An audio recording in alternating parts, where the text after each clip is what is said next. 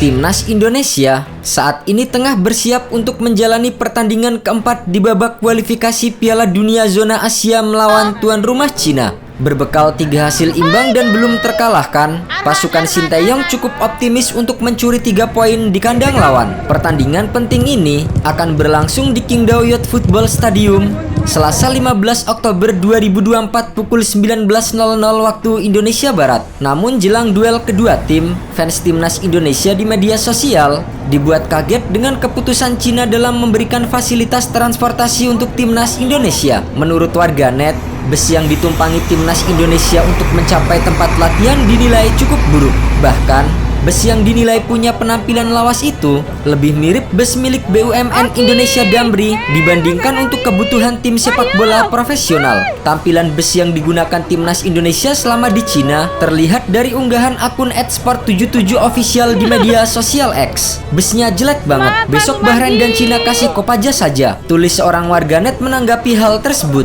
Meski bus yang ditumpangi punggawa Garuda terlihat sangat biasa, namun secara fasilitas hotel dan keamanan selama di Cina patut untuk diacungi jempol. Bahkan, pelatih Sinteyong juga mengaku puas dengan pelayanan dan keamanan yang diberikan kepada Timnas Indonesia. Baik Timnas Indonesia maupun Cina sama-sama mengincar poin penuh demi melaju ke babak berikutnya. Stadion megah Qingdao Youth Football Stadium akan menjadi saksi pertarungan kedua kesebelasan untuk membuktikan siapa yang terbaik. Qingdao Youth Football Stadium merupakan stadion baru yang diresmikan pada tahun 2023 lalu. Stadion berkapasitas 50.000 orang penonton itu dibangun dengan biaya yang tak main-main, yaitu mencapai 3,4 juta yuan atau setara dengan 7,5 triliun rupiah. Sebagai stadion dengan sumber anggaran triliunan, Qingdao Youth Football Stadium tentu juga dilengkapi dengan sejumlah fasilitas penunjang layaknya stadion kelas internasional lainnya. Namun faktanya, sebenarnya Qingdao Youth Football Stadium bukanlah stadion unggulan di Cina. Stadion Nasional Beijing adalah stadion terbesar di Cina dengan kapasitas mencapai 80.000 orang penonton. Stadion ini sempat dipakai untuk melaksanakan Olimpiade. Saat ini, Timnas Indonesia unggul 3 poin dari Cina yang masih belum meraih poin karena selalu mengalami kekalahan dalam 3 pertandingan terakhir. Sementara Indonesia selalu mengakhiri laga dengan hasil imbang. Melawan Cina nanti, banyak analis sepak bola mengatakan Indonesia berpeluang untuk menang dan membuat tuan rumah semakin sulit lolos ke Piala Dunia. Ketua Umum Persatuan Sepak Bola Seluruh Indonesia atau PSSI Erick Thohir juga menargetkan Timnas Indonesia meraih poin penuh saat kontra Cina nanti. Kita punya mimpi besar 15 poin. Hari ini baru 3 poin dari 3 pertandingan. Kalau lawan Cina dapat 3 poin, berarti 6 poin. 6 poin dibagi 4 pertandingan, 1,5 poin. Kemudian 15 dibagi 10, 1,5 poin.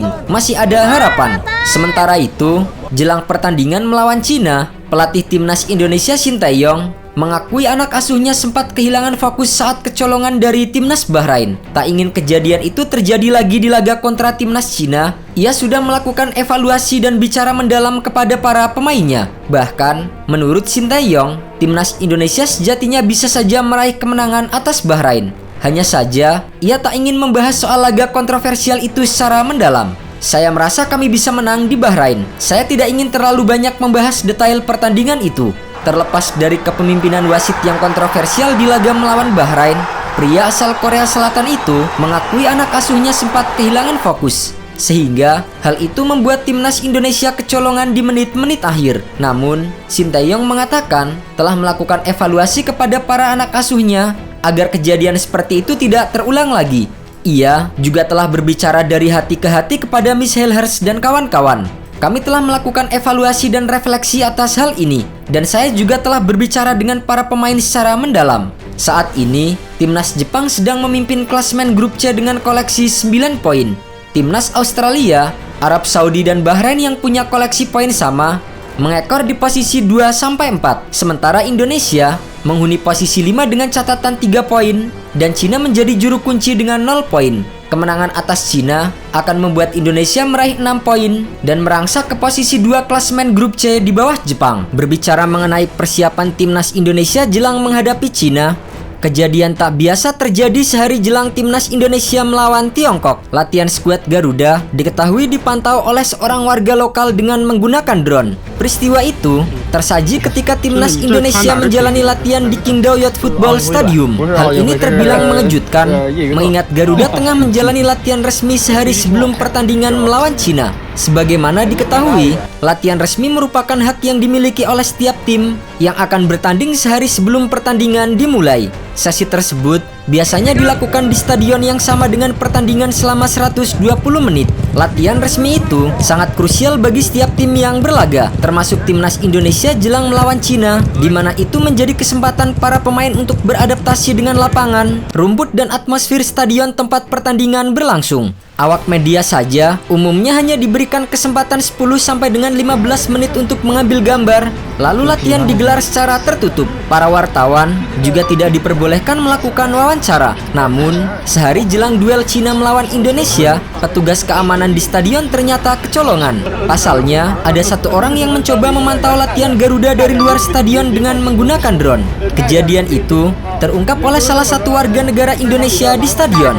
Ia membagikan video lewat fitur Instagram Story di akun pribadinya @hermantowijaya. Ada yang menerbangkan drone di stadion. Tulis akun @hermantowijaya sambil menandai akun PSSI dan Timnas Indonesia. Terlihat ada 3 video yang ditampilkan oleh Hermanto yang menunjukkan oknum mengambil video. Warga lokal itu memperlihatkan saat Timnas Indonesia latihan. Namun, tindakan oknum tersebut tidak berlangsung lama. Pelaku langsung diamankan oleh petugas dan diminta untuk menarik drone-nya dari atas stadion yang memantau latihan Timnas Indonesia.